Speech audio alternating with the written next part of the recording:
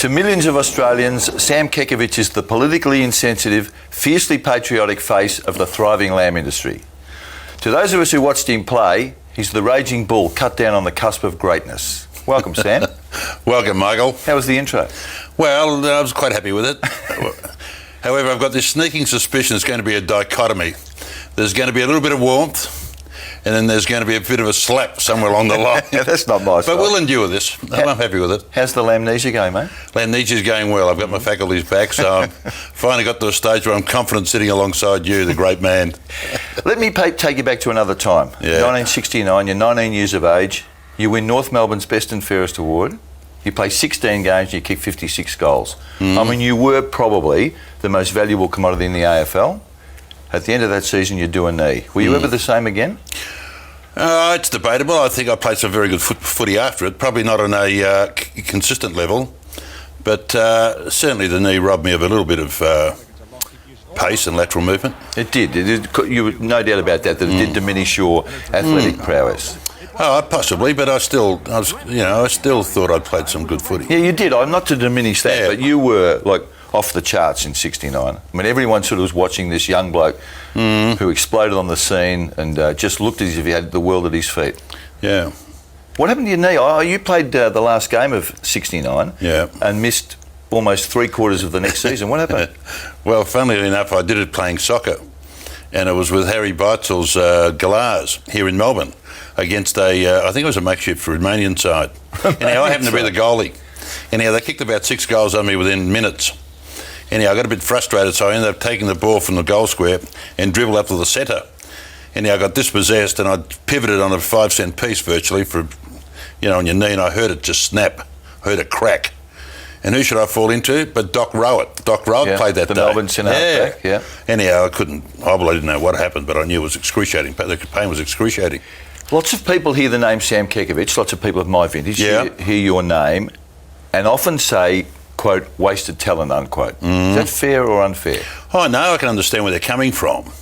And probably, they've got probably a valid reason for it. I think, in all seriousness, on reflection, I could well slot into that category. Not perhaps to the extent that a lot of people think. I still did pan out a fair career over a 10-year period. Had a lot of injuries, but not using that as an excuse. I guess some of my level of commitment did wane or wither towards the end after the premiership. Towards the end or early? I mean, no. I had a few things to grapple with in my earlier years, but like? I had a lot of injuries. Yeah, my knee took a fair bit out of it, and 1 or 2 personal issues. But outside of that, things were tracking along fairly well. And then, of course, after we won a premiership, I guess, that tended to wane a little bit.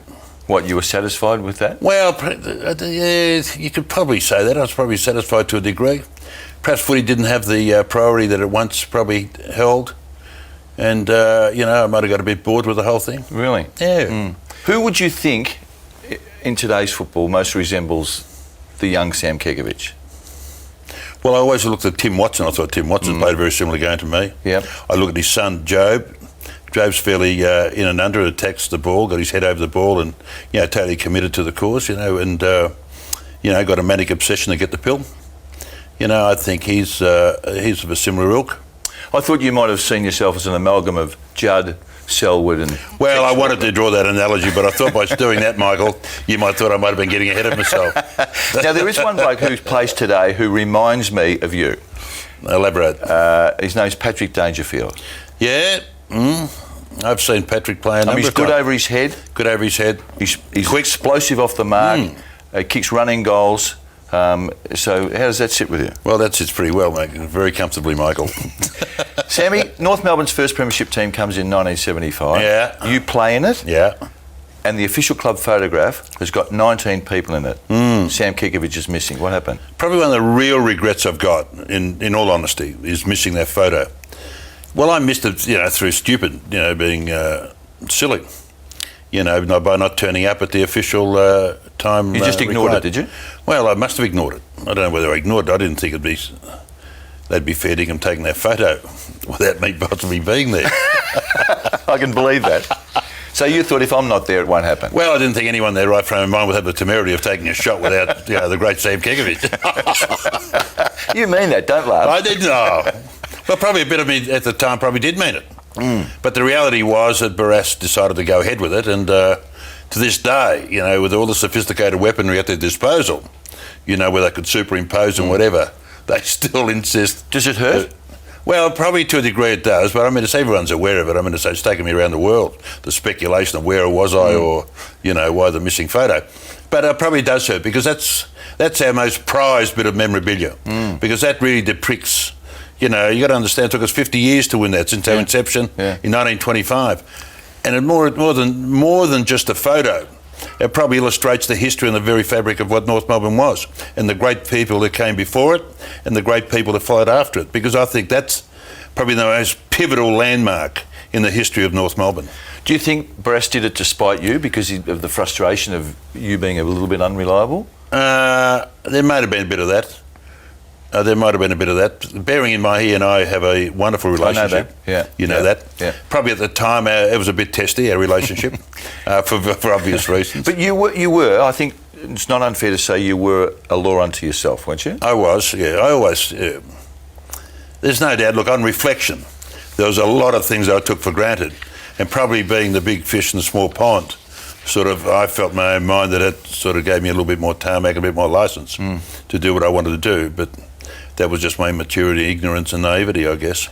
But someone like Barras certainly sorted me out very quickly. Well, 72, we talk about 72, was North won one game, one of 22 games. Yeah. You were equal leading goal kicker with 19. Yeah. And the future looked terribly bleak for North, didn't it? It did. Brian Dixon was the coach? He was. Where did you think you were headed from there? I don't know if I had the capacity to really think a great deal about where the club was heading in those days. To say it was almost one of self-preservation, more than anything, looking at it from a broader perspective. Admittedly, on the surface, it didn't look very good. So we were more quite content to go along the way we were going, and hopefully we're going to improve. Well, 73 comes around, Ron Barashi's the coach. It's the first step in North becoming a powerhouse. Oh, so that's the first Must have been exciting. Must have been really exciting. It really was. Look, it was riveting stuff. When the announcement came, you could imagine a name of that ilk, and to actually see the great man arrive in our presence, everyone just lifted a foot or two, and you could feel a tingle in your spine. But they were exciting times, and you knew you're on the verge of something was going to happen. You could see the structure was there, the quality of people were there, the sense of urgency was certainly prevalent, and it just needed a ringmaster. And the perfect scenario evolved, where the great man arrived, and he was the one that acted as the great catalyst to gel everything together. What made him the right man for the moment? Well, I'll tell you what made him a great man. Everyone's got their own version of greatness, and why coaches are great, and why certain leaders are leaders. Barras was always recognised, to say an unknown, as the great orator. Fire and brimstone, do this and inspire. I never found him like that. Barras's very presence was enough for me. Certain people have got a sixth sense. Yep. When someone walks into a room, there's an aura. There's an aura. Yeah.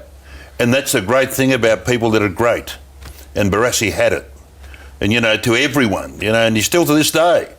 The only one that doesn't know how great they are is Barras himself. True. He's so humble in his own way. 74-75, Sam, are the two big years for the footy club. Yeah. A grand final and then a premiership. Yeah. Now, I have done a little bit of research on you.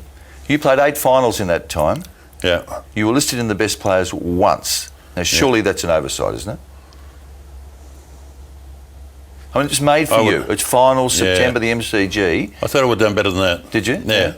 You surprised at that? Maybe they got it wrong. I remember the 75 grand final. Well, the 74 grand final was a very bad day for me. There's no doubt about that. Yeah, against Richmond. Against Richmond. Yeah. That was a very poor game. Given the fact that, the expectation was that, if I played well, we had a chance of winning. And I performed very poorly. And in fact, got sucked in. It was a very, very bad day for me. But the other finals... How did you get sucked in?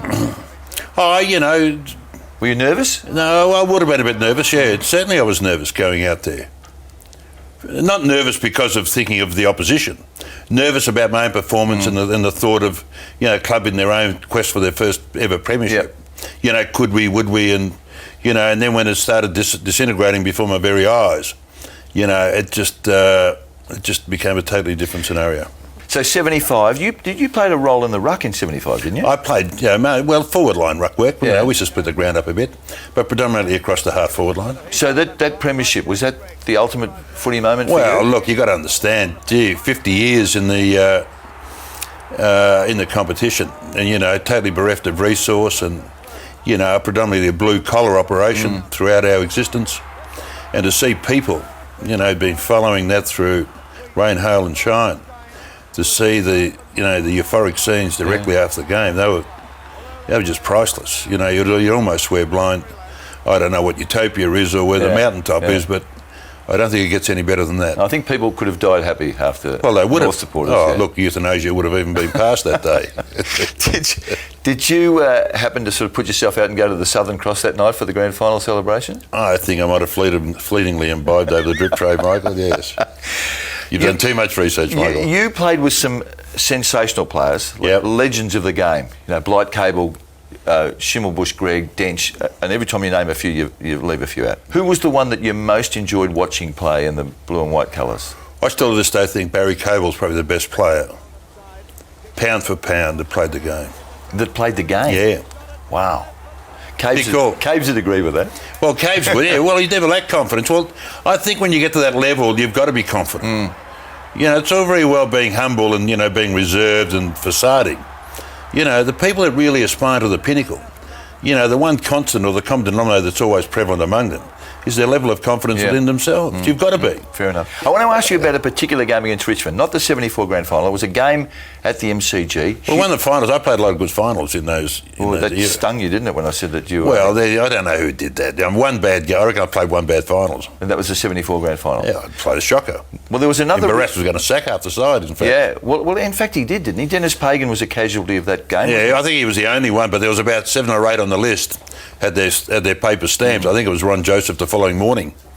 This is after the grand final. After the grand final, when the dust settled, I think on that night, because you've never seen a more scathing tirade of invective or a bucket of abuse ever poured on players directly after a grand final. When that we was thought at the function, at the Southern Cross. That function, well, if you remember it, God, it wasn't very pleasant. No, it wasn't, and it wasn't taken well, was it? I think there was a sense of achievement that you'd reached the grand final, and Barras says you can't be satisfied with that. Not only can't be satisfied, we understood that part. But then to, castigate in the manner in which he did, was quite scathing. And a lot of people didn't take it too well. 1977 comes around. You're 27 years of age, is that right? Yeah. 77. North Melbourne is to win its second flag. You're still playing in vertical stripes, but they happen to be black and white. What happened? Why did you leave North? Was it your choice or theirs? Oh, no, they sacked me then. I got sacked, Ron Joseph hauled me in. I think Barras had enough of me then, and I certainly... a lot of my interest was waning then. And interest in football? Interest in footy, I genuinely, I'd nearly burnt out. I'd had massive injuries up until then. Yeah. Not that you cite those as an excuse, but, I'd had 10 knee operations. And, whilst I loved the atmosphere of footy, I loved the sport, I loved the footy, I didn't enjoy much playing. Really? At that stage, no. Because of the expectation, or? Well, no, not the expectation. It was hard. If you play it the way it should be played, very hard to enjoy. If getting buffeted around and you were playing at 100 kilos, weren't you? Yeah, but I enjoyed it up until then. But I'm telling you, towards that latter part, that 77, was a year I didn't enjoy. Okay. Well, you were at Collingwood then, weren't you? And I went to Collingwood, and after 4 games, I left. Now, a couple of other decisions weren't so good for you, were they? Well, maybe not. Maybe you think they were right. Posing nude for the truth? Wasn't my greatest decision. Was that a decision born of necessity? Did you get paid for that? I did. Did you need the money? I would have. Whether or not, I don't know, but I thought it was fairly appealing as well. I wouldn't have been a fortune, for God's sake. So you posed in a centrefold in the Truth newspaper with a Sharon in front of your private parts. Right. Which without being boastful, wasn't. I knew you'd do this. Yes, go on. Well, was the Sharon big enough? No. I'll leave that to you. I mean to say, it wasn't as risque and it wasn't as bad as it all appeared. But in those days, it probably wasn't what you would expect of one of your prime. Was there any fallout from that? With your footy club or with your family? Or Yeah, well, certainly my parents weren't impressed. Far from impressed. And I don't think the footy club was that impressed either. I didn't really hang around long enough to to find out one way or the other. When I asked you another decision that you took, you were at a country race meeting when you were supposed to be training at Arden Street. I was. I know you didn't commission the photo that appeared in the paper, but why did you do that? That was a very bad choice. And I remember being at the race. We were at the Wagga Cup, in fact. Yeah. And I was photographed that Wednesday night at the Wagga RSL at a dinner. Did you know you were being photographed? No idea. Oh. And I was regaled there, and I thought, this is wonderful. Until I got up in the morning. And there was another guy there with me called Brian Mulvihill. Played for North Melbourne. Played for North Melbourne. He was a high-priced recruit from Adelaide at the time. And he and I went to Wagga together. And we'd had a bad Saturday. We had a bad week. We had a bad defeat. And Brian Dixon, of course, stipulated that regardless of circumstance, everyone's got to attend training on the Thursday night. So I said to Brian Wednesday night, I said, you better leave, you'd better drive, you take the car home, because you'll definitely get dropped. And obviously he said, he won't drop me, he won't drop me. So anyhow, you can imagine when I woke up Thursday morning, I slid the paper under the motel room.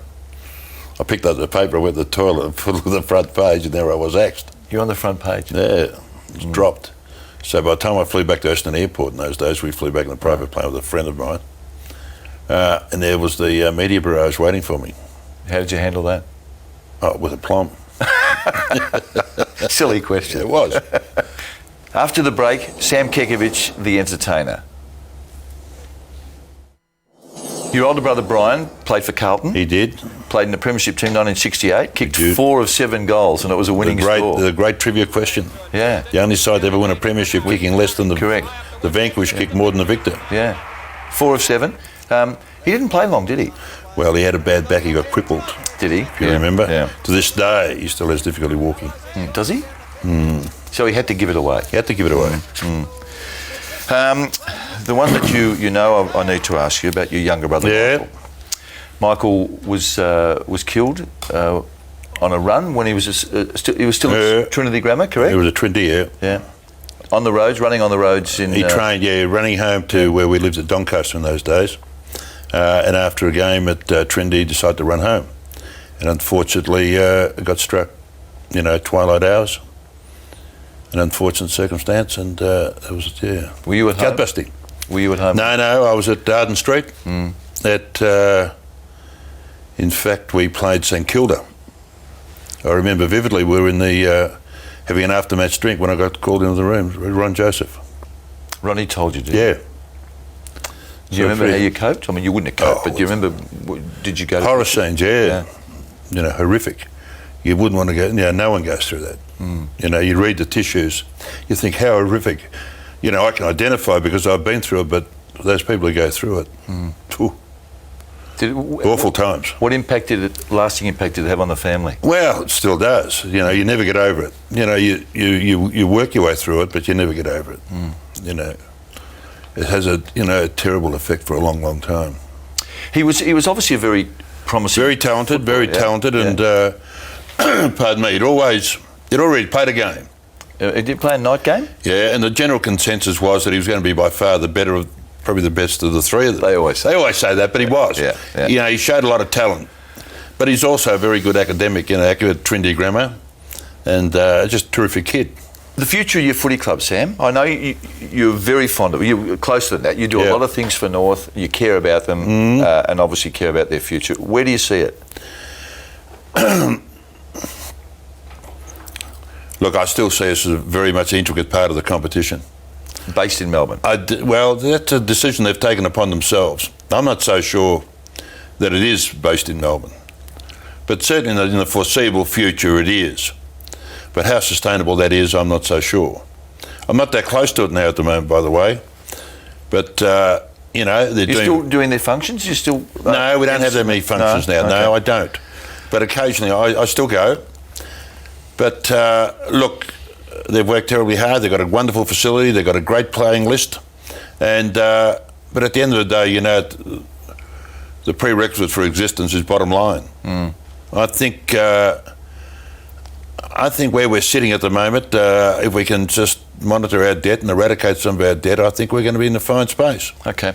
You're flying now. There's no question about that. You're very successful on the entertainment promotional circuit, if you can call it that. Wasn't always the case, was it? Oh, no, look, if you know me as well as anyone, most people do. You know, no one's gone through the depths of despair and pinnacles of success more than I have. In fact, you know, I've slid down that slippery banister of life pulling splinters out of my backside more than you've had hot meals. But it's always been a good journey. I mean, people don't mind if you transgress or, you know, you've got plenty of foibles.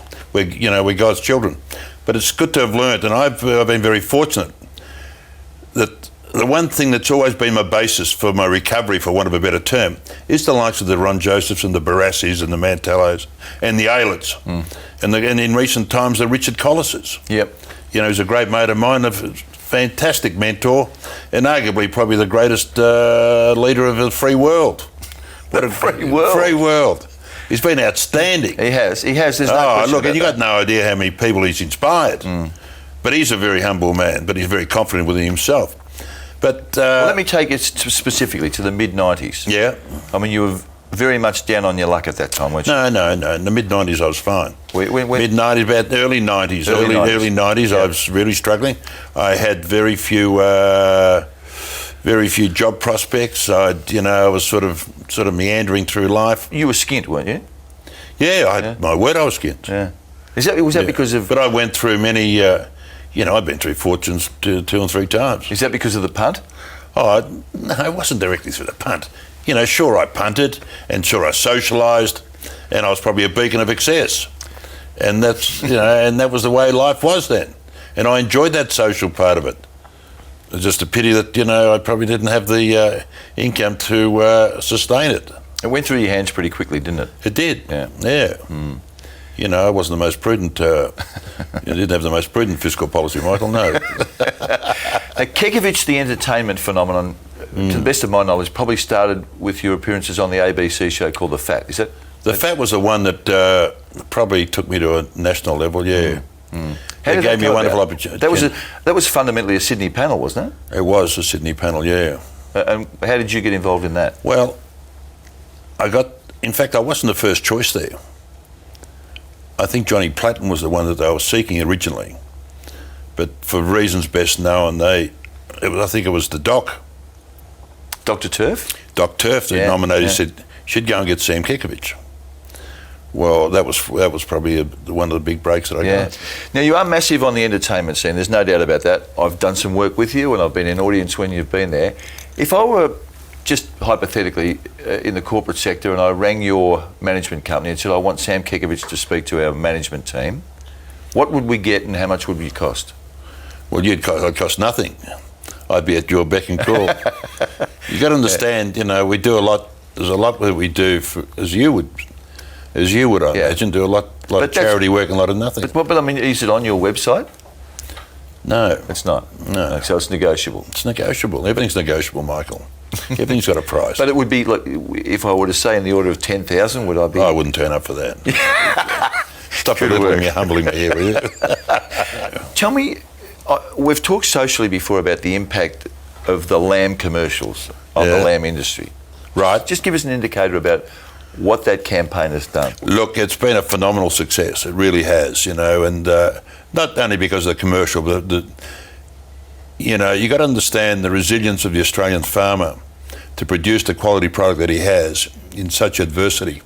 But the great thing about the commercial has touched the average punter because they can relate to it.